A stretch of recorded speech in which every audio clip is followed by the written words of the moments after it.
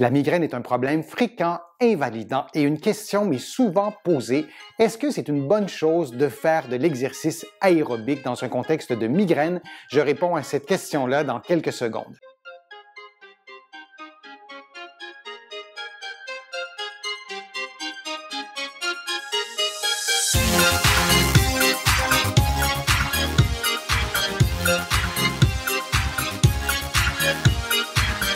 Je suis Denis Fortier. Si vous êtes nouveau ici sur ma chaîne YouTube, je vous conseille de vous abonner en cliquant sur le coin inférieur droit de l'écran. Je vous invite aussi à vous abonner gratuitement à mon infolettre en visitant mon site web, le www.denisfortier.ca. Vous allez pouvoir aussi prendre un rendez-vous en ligne. J'offre des téléconsultations et vous allez pouvoir aussi faire une contribution, ce qui m'aide à vous proposer de plus en plus de contenu ici sur YouTube. Maintenant, la migraine est un problème qui concerne vraiment beaucoup de monde. C'est une des principales causes d'incapacité. On tend à oublier ça. Souvent, on va presque banaliser la migraine, mais si vous en souffrez, vous savez que c'est un problème majeur qui vient vraiment perturber la qualité de vie.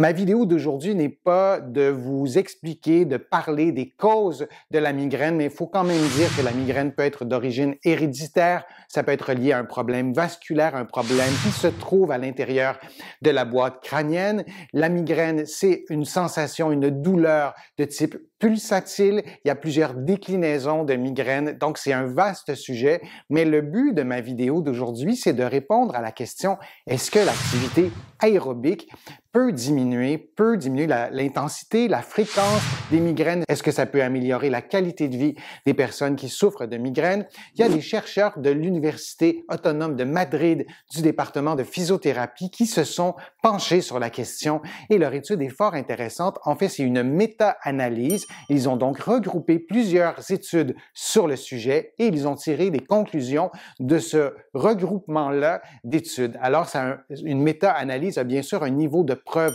plus élevé qu'une seule étude et c'est une des raisons pour lesquelles leur travail est, à mon sens, vraiment très intéressant. D'abord, qu'est-ce que l'activité aérobique? Rapidement, c'est une activité qui vous donne chaud, c'est une activité qui augmente la fréquence respiratoire, qui augmente la fréquence cardiaque. Vous allez transpirer, vous allez probablement avoir de la difficulté à parler avec une autre personne pendant que vous faites l'activité physique. Ça, c'est une activité d'intensité modérée. Ici, c'est une activité d'intensité soutenue. Votre rythme cardiaque et respiratoire vont s'accélérer encore davantage. Alors, ça, c'est une activité aérobique. On peut faire ce type d'activité-là en pratiquant le vélo, la natation, la marche, la course à pied. Il y a vraiment une multitude d'activités qui entrent dans la grande catégorie des activités aérobiques. À la question, est-ce qu'une activité aérobique peut diminuer la douleur reliée à la migraine, diminuer la fréquence et améliorer la qualité de vie?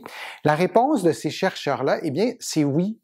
L'activité aérobique peut avoir des effets positifs sur tous ces paramètres-là et ça, c'est une bonne nouvelle.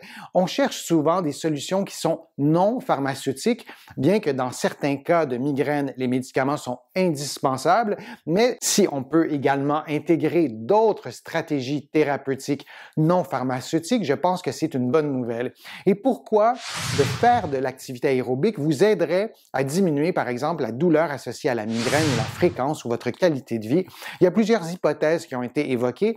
D'abord, il y a des chercheurs qui croient que les personnes qui souffrent de migraine, du moins certaines personnes, auraient des mécanismes de soulagement de la douleur moins efficaces que d'autres personnes. Notre corps sécrète des hormones, sécrète des substances chimiques qui nous permettent d'avoir moins mal lorsqu'on a une blessure, par exemple, lorsqu'on a une migraine ou peu importe le type d'agresseur, disons, ou peu importe le type de stimulation qui déclenche la douleur. Alors, le corps a ce qu'il faut, en principe, pour se défendre jusqu'à un certain point de ces douleurs-là.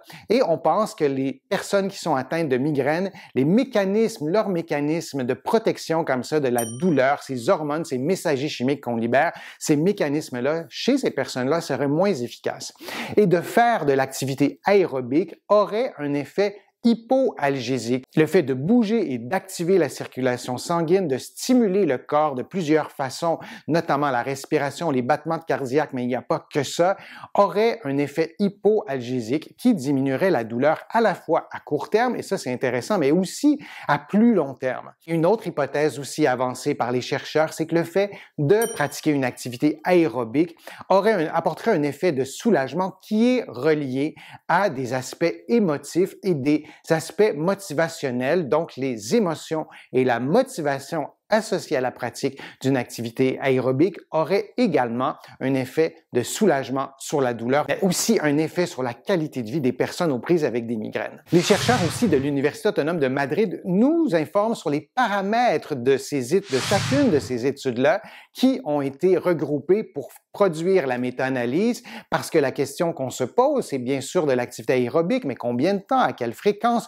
quel type d'activité, et si on fait une moyenne, disons, de ces études-là qui ont été intégrées à la méta-analyse, il y avait des études qui demandaient aux participants de faire 60 minutes d'activité aérobique et plus. Il y avait d'autres études qui diminuaient un peu l'exigence et on demandait plutôt de faire entre 40 et 50 minutes d'activité aérobique. Pour ce qui est de la fréquence minimale demandée aux participants était de 2 fois par semaine. Il y a certaines études qui demandaient de faire ces exercices aérobiques-là jusqu'à 5 fois par semaine. En résumé, de 40 minutes à 60 minutes en une seule séance et de répéter les séances de 2 fois par semaine jusqu'à 5 fois par semaine, on peut penser que l'effet est peut-être proportionnel à la dose. Alors, libre à vous de choisir les paramètres qui vous conviennent dans un contexte d'activité aérobique. Et le type d'activité choisie était vraiment très diversifié. Je vous dirais, c'est de choisir une activité qui vous plaît. J'en ai nommé plusieurs. Ça peut être de la marche rapide, de la course à pied, du vélo, de la natation, et ça peut être aussi des activités dont l'environnement est beaucoup plus contrôlé, des activités qui sont faites sur des appareils, un vélo stationnaire, un tapis roulant. Il y a plusieurs types d'appareils cardiovasculaires qui vont vous permettre de faire une activité aérobique dans un environnement contrôlé. J'espère que ma vidéo vous a plu, que les informations étaient claires, précises. Si c'est le cas, je vous invite à cliquer j'aime, à partager ma vidéo sur les réseaux sociaux. Vous le savez, ça me donne plus de visibilité, ça m'aide à produire de nouveaux contenus. Je vous invite aussi à visiter mon site web, le www.denisfortier.ca. Vous allez trouver beaucoup d'informations. Il y a aussi d'autres informations dans mes livres qui sont disponibles partout au Canada, en librairie et sur le web. J'ai le privilège d'être distribué à travers le monde, notamment en France et en Belgique. Vous allez trouver là aussi mes livres en librairie et sur le web. Je suis Denis Fortier. Je vous remercie beaucoup. À bientôt.